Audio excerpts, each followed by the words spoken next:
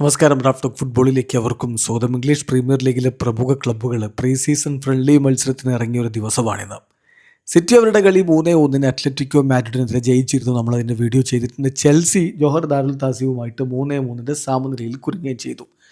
അതേസമയം നിലവിലെ premier league ചാമ്പ്യന്മാരായ ആഴ്സണൽ പ്രീ സീസണിൽ വീണ്ടും പൊട്ടിയിരിക്കുന്നു. കഴിഞ്ഞ കളിയിൽ അവർ ബെറ്റീസിനോട് 3-1 തോറ്റിരുന്നെങ്കിൽ ഇപ്പോൾ ഇതാ ബൊറൂസിയ ഡോട്ട്മുണ്ടിനോട് 2-3 പരാജയപ്പെട്ടിരിക്കുന്നു.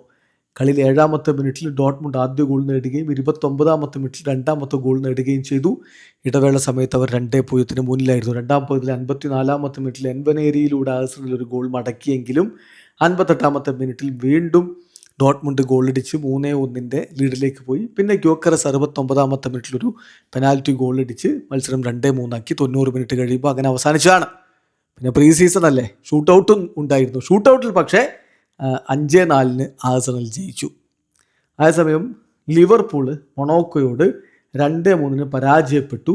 ലിവർപൂളിന് വേണ്ടി ഐസക്കും വേർഡ്സുമാണ് ഗോളുകൾ കണ്ടെത്തിയത്. കളിയിൽ 16ാമത്തെ മിനിറ്റിൽ ഐസക്കിലൂടെ ലിവർപൂൾ ലീഡ് എടുക്കുകയും 29ാമത്തെ മിനിറ്റിൽ വേർഡ്സിലൂടെ ആ ലീഡ് വർദ്ധിപ്പിക്കുകയും ചെയ്തതാണ്. പക്ഷേ മൊണോക്കോയ്ക്ക് വേണ്ടി ഗൊലോവിൻ 44ാമത്തെ മിനിറ്റിൽ ഗോളടിച്ചു. പിന്നെ മിക ബീഴത്തും അതുപോലെ തന്നെ പാരീസ് ബ്രണ്ണറും ഗോളടിച്ചപ്പോൾ അവർ 2-3 വിജയിച്ച് കയറുകയായിരുന്നു. ഏതായാലും വളരെ ഇൻട്രസ്റ്റിംഗ് ആയ രൂപത്തിൽ പ്രീ സീസൺ മത്സരങ്ങൾ മുന്നോട്ട് പോയിക്കൊണ്ടിരിക്കുകയാണ്. ഇതാ സീസൺ നമ്മുടെ തൊട്ടരികിൽ എത്തിക്കഴിഞ്ഞു. വീഡിയോ അവസാനിക്കുന്നു. ഫുട്ബോൾ ലോകത്ത് കൂടുതൽ വിശേഷങ്ങളുമായി റാഫ് ടോക്സ് വീഡിയോ എത്താം.